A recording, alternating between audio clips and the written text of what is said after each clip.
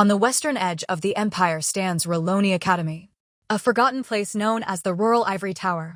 The heroine is working peacefully in her lab when suddenly, her gaze falls upon a strange letter. A horrific memory pierces her. Loud shouts of, "Punish the traitor! Seize everyone who bears the name Betrayal!" In that same instant, guards burst in. They grab her roughly. The girl is furious, "You bastards! What is the meaning of this?" A guard whispers dreadful words to her. Skari Betrayal has plotted treason. Her own grandfather. The Betrayal family was incredibly influential. A powerful grandfather. A father who had mysteriously vanished. And her two reckless brothers. Their family also included her cousin, Melissa. Her power was so great, she was revered almost as a saint. In her family, there was no room for disappointments. That's why she, deemed useless, was exiled far away. But what happened to House Betrayal?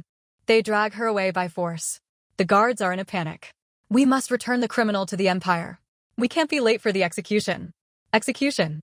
Only one image appears before her eyes, a noose. They drag her down the corridor. Up ahead, she spots a familiar figure. It's the dean. He's calmly speaking with a guard. The dean looks at her, coughs awkwardly, and glances away. He will not help. He's part of this. His smile flashes in her memory. If Professor Kiana Betrayal dies, all her patents will legally transfer to the Academy, correct? Another memory strikes her. Her own voice. "You must not forget the conditions under which I agreed to cooperate." She understood. This is why, a treason case of this magnitude, she was simply set up. It was a trap. She remembers who she is. A brilliant magical engineer. The only one who studies magical instruments through mathematics and physics. That is precisely why a huge number of priceless patents are registered in her name. She left her family 7 years ago. The dean had praised her. She considered him family. What a betrayal. But then, her gaze fills with hatred. "You bastard! You sold me out for just money. You used me." They drag her toward the exit. Tears of despair and rage stream down. "I'll make a deal with the demon if I have to, but I will destroy you and your descendants forever." On one fateful day, when she was just 23, her peaceful life as a professor at the academy ended. She is suddenly sentenced to death and immediately extradited back to the Empire. Kiana comes to her senses, already behind bars. She's disoriented. Is this the underground prison near the Imperial Palace? In the darkness of the cell, she spots another silhouette. The shadow moves, and an achingly familiar voice calls out Kiana. The next second, someone grips her hands tightly. "Is it really you? So, they caught you in the end too." It's Melissa. Her cousin, the saint of the Betrayal family, the one with divine power. "I've been waiting so long for you." Kiana shoves her away. "Is this supposed to be a greeting? What the hell happened? Grandfather and treason? I don't understand any of this." Melissa bursts into tears. "Grandfather would never do something like this. We were framed. Only I know the truth." Kiana tries to snap her out of it. "Melissa, stop sobbing and speak logically. You haven't changed one bit." And Melissa reveals the shocking truth. "Prince Heaton came yesterday. He's the one who framed us. And it's all because I once rejected him." Melissa reveals the motive. Prince Heaton is vindictive. He wanted her to get a taste of her own medicine, the same desperate end. A small bird lies next to them. It's Payak, Melissa's familiar. He's unconscious. He used up all his divine power. Kiana doesn't believe it. Her grandfather was too smart to fall for such a simple trick. Something isn't right here. Melissa adds details. Grandfather is gravely ill. And the prince was afraid that since they weren't on his side, they would support the crown prince. He's just a psycho, Kiana concludes. Crash. The cell door flies open. Time for the execution. Bring out the criminals. Melissa freezes in terror. They are led down a dark corridor. Melissa is trembling. Kiana, am I really going to die? I don't want to die. The fear completely breaks her. Melissa's eyes become bloodshot. This can't be. I have divine power. Kiana stares at her cousin in horror. What's wrong with her eyes? Has she lost her mind? What will happen to her at the execution block? Melissa descends into total hysterics. I should have gone to the monastery. Run away. If I had just abandoned my family, I would have survived. Kiana grabs her forcefully and shakes her. Hey, get a hold of yourself. You can't go back to the past. Wake up. But Kiana's words spark a crazy idea in Melissa. The past. That's right. I'll use my divine power to turn back time. She grabs Kiana, her eyes blazing. I'll go back 1 year with all of my memories. And the first thing I'll do is leave for the monastery. Melissa's body begins to glow with an unbelievable light. I never will, she screams. Suddenly, her familiar, Payak, flares up. The little bird explodes in a blinding golden light, consuming everything. What is this light? Kiana's consciousness flies through the void. Her last thought, I will not die in vain. There is nothing around her but light. A jolt. Kiana wakes up abruptly, slumped over a desk. Someone's voice is calling Senior. Wake up. She is in complete shock. She scrambles up, looking around. This is her laboratory. Where am I? A second ago, I was in prison. Standing in front of her is her junior colleague, the dean's incompetent relative. Senior, I asked you not to sleep in here. Kiana is so stunned by the situation that at first, she answers with uncharacteristic timidity. But her true nature takes over. She points sharply at him. Hey, junior professor. Get up before I smack you across your epidermis. The junior colleague is in shock. Professor, you're the senior. He leaves quickly, leaving Kiana alone in the ringing silence. She looks at her lab coat. It's a doctoral student's coat. Wait a minute. I was the junior professor.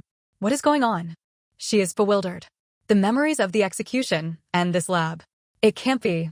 Her gaze falls to the floor. Today's newspaper is lying there. That guy probably left it. A realization hits her. A cold, impossible one. Oh no. Wait a minute. Her hand trembles as it reaches for the paper. It can't be. It can't. She snatches the newspaper. The front page headline, breaking news, Melissa Prelai. The article states, Melissa has petitioned to become a divine maiden at the Erloa Monastery. She will dedicate her life to service. And the date. She looks at the newspaper's date. Her heart sinks into her stomach. It's exactly 1 year ago. Melissa's insane scream from the prison echoes in her head. I'll go back 1 year. I will not die in vain. It worked. Kiana clutches the newspaper. Did Melissa really do it? She can't believe her eyes. She turned back time.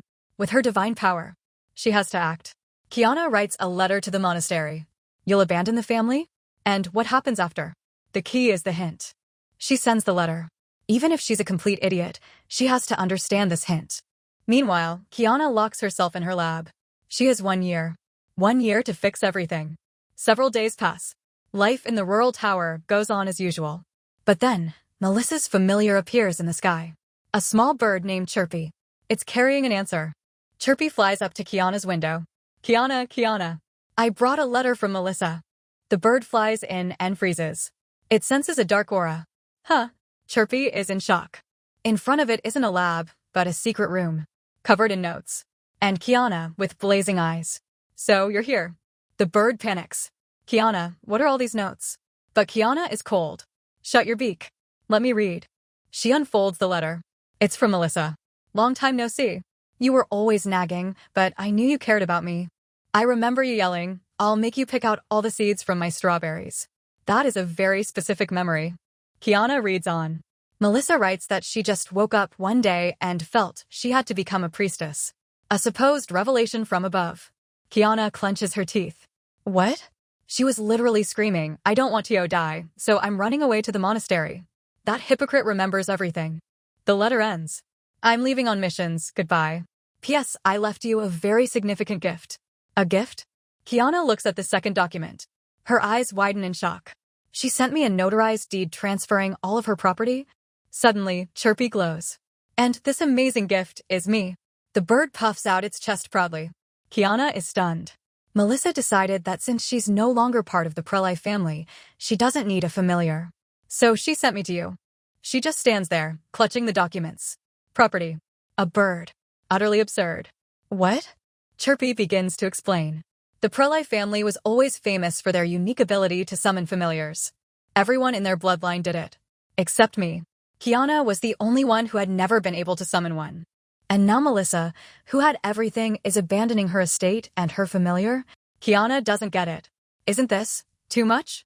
The bird, lying on the desk, sighs. Turning back time is incredibly difficult. Did she think it would go smoothly? He explains the theory. At the moment of the transfer, Kiana was shaking Melissa. And he, Chirpy, was unconscious at her feet. All three of them were in contact. And here's the paradox. For some reason, instead of Melissa, only the two of us retained all the memories of the regression. It dawns on Kiana. That means Melissa, she doesn't even realize she went back in time. Only the last thought remained in her head, escape to the monastery. So that's what it was. As soon as time rewound, she just ran off to fulfill the desire, mistaking it for a divine revelation. You didn't think about telling her the truth? Chirpy asks. Kiana's gaze turns icy. No. Chirpy nods. Melissa is no longer a prelai, and familiars serve only the prelai bloodline. He looks directly at Kiana. Chirpy stares at her. For a familiar, it's better to serve another prelai, even a terrible one. Kiana scoffs. Terrible? Me terrible. The irony of it. She the family's only failure incapable of summoning. And now she's been acknowledged by someone else's familiar. The bird collects himself. Oh, right, Kiana. Chirpy points a wing at the wall. What? What are these creepy notes? They're making my head spin. They're the traces of my thoughts. The bird is in shock. Thoughts? Who thinks like this? The wall looks insane. Kiana's gaze hardens. If she leaves things as they are, her family will be destroyed again. In the end, the only solution is me. But Chirpy is skeptical. You've been in the middle of nowhere. You know nothing about the Empire. The road is too long. Kiana removes her glasses. She is calm. You're right. Your snide comment hit the mark. Right now, I know nothing. She looks at the bird. But a brilliant solution just rolled right into my hands. Chirpy doesn't understand. Kiana smiles. Too close. Chirpy, you were in the capital with Melissa this whole time. I need to know everything. Spill it. She throws a stack of paper on the desk. You have 2 weeks. And that's me being generous. The bird is horrified. 2 weeks. You want me to describe years of events in 2 weeks? Kiana replies flatly yes. Chirpy looks at her icy face. I'm not falling for those eyes. You're not human. You're made of pure will. Nonsense. I'm made of cells, Kiana replies. Now, get to your work. 3 hours pass. Chirpy slams the desk in despair. Chirp. Kiana looms over him. You're saying you don't remember the details? Try harder. It's only been 3 hours. Chirpy is crying. I knew she was strange, but not a workaholic weirdo. Kiana is relentless. Think. The bird is in agony. Remember. And then, wait. He flies up, glowing. I remembered. There's another way. Kiana is floored. You mean familiars can transfer memories directly? Chirpy lands on her head. Exactly. It finally clicked. Chirpy sits on her head. Kiana centers herself, preparing to receive the flow of information. She squeezes her eyes shut, concentrating. Wait, you said you'd transfer what you saw, so why? Images of Melissa and her suitors flash in her mind. But it's all in text. Why are the memories coming in text form? A terrible thought strikes her. It's like I'm reading a trashy romance novel, where Melissa is the main character. Kiana is furious. Chirpy tries to justify it. I was her familiar. I could only see and hear what was near her. The bird concludes, maybe our bond isn't perfect yet. That's why the memories are only transferring like this. Kiana is sick with disgust. Ugh, what a cheap romance novel. I feel sick. I knew she was popular, but the text memories reveal a shocking truth. Melissa hadn't chosen one. She was stringing everyone along. And in this chaos, Kiana finds mentions of herself. What a relief that Lady Kiana left. If that villainess had stayed, you would have suffered even more. The men swore their loyalty to Melissa. I will heal all the pain that villainess caused you in your childhood. In their story, Kiana was the main villain. Too bad I can't challenge her to a duel. She's so far away. Kiana listens to these memories and grinds her teeth, bastards. But this is all just fluff. The important thing now is to cut through this chaos. To find the key events in this trashy novel.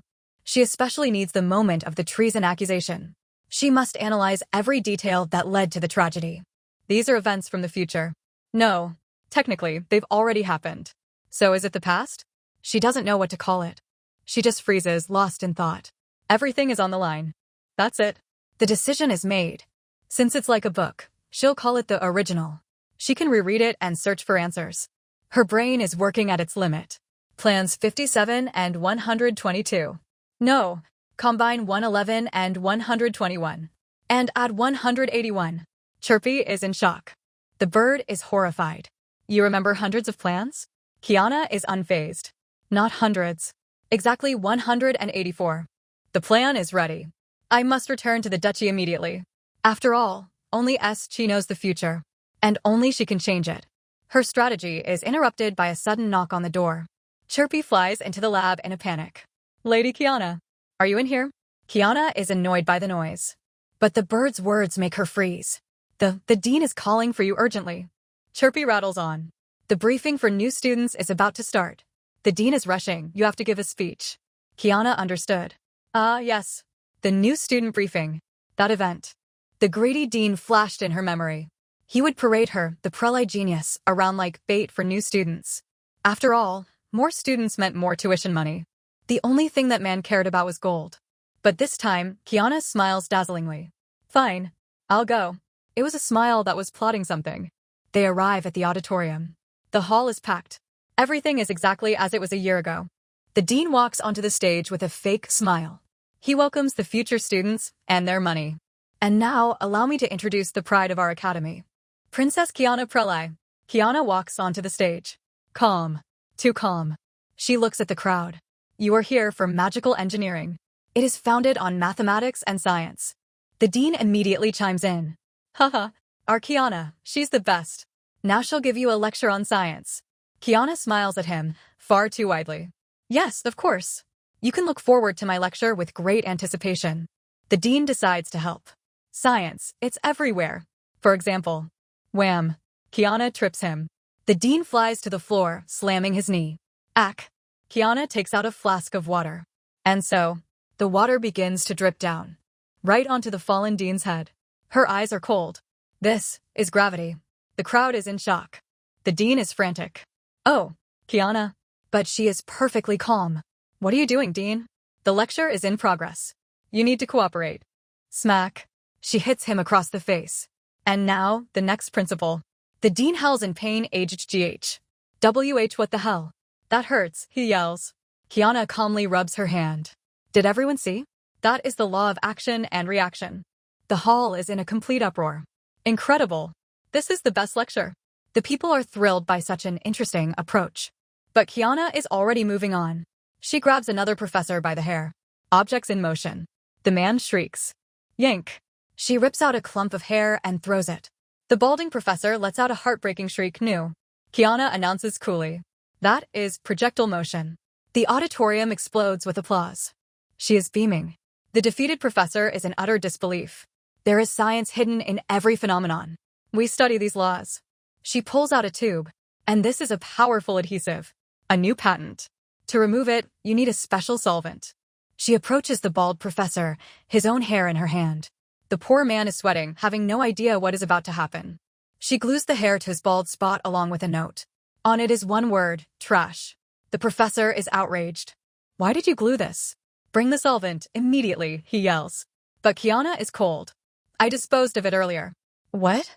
She walks off the stage, calling out to the crowd, if you liked the lecture, you don't have to enroll. Just work hard. Her lecture had the opposite effect. Students flooded the academy. The dean just wailed in despair after her, Kiana. But she doesn't care. She is leaving this damned academy. Kiana gets into a carriage and heads straight for the Empire. Back to her family. In the carriage, Chirpy doesn't understand her plan. What are you going to do? Pressure the prince with money? Or strike at him through politics? Kiana sighs. I have no idea how economics works. I know how to spend money, not earn it. And I have zero political connections. The bird is baffled. Then what? Kiana hesitates, staring out the window. Maybe I just tell my family everything. She immediately pictures the scene. Hi, I'm back. I'm from the future. Prince Heaton is going to frame us, but I don't know why. No one would believe her. Kiana scoffs. Of course. I wouldn't believe it myself. She recalls her childhood. Constant trouble. She was considered the gloomy villainess. Her grandfather was always tearing his hair out. Still, plan A is to cooperate with my family. Chirpy looks concerned. But Kiana stares out the carriage window. My terrible reputation worries me too.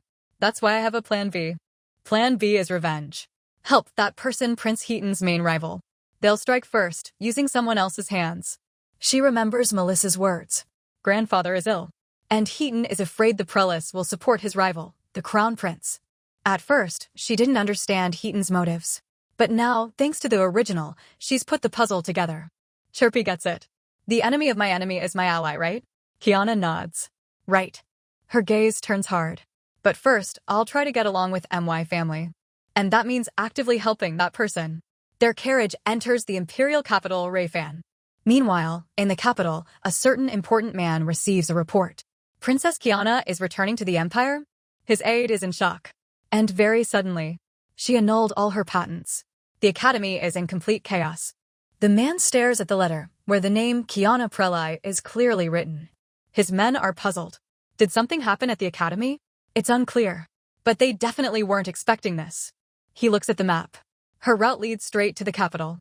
She's heading to Duke Prelai's residence. Apparently, she got tired of sitting in the middle of nowhere. The man stares thoughtfully out the window. I can't say for sure, but... A sly smile touches his lips. It looks like I'll finally be able to meet her. After all this time. That same night, Kiana's carriage arrives in the capital. They pull up to the Prelai family estate. Chirpy, ecstatic, is pressed against the window. Wow, I see the estate. We're almost there. The carriage stops. But just as Chirpy is about to fly out, Kiana sharply grabs him. Hold on. She holds out a letter. You're not going home. I have a special task for you.